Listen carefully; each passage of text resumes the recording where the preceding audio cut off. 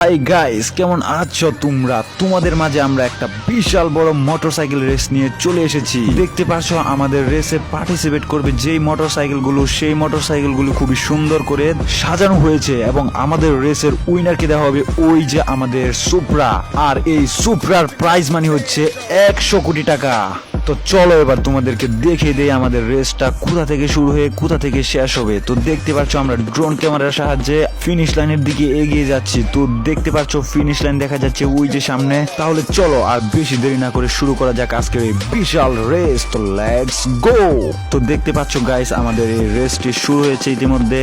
আমাদের রেসে পার্টিসিপেট করেছে শাহিন, রকি, হৃদয় এবং রানা।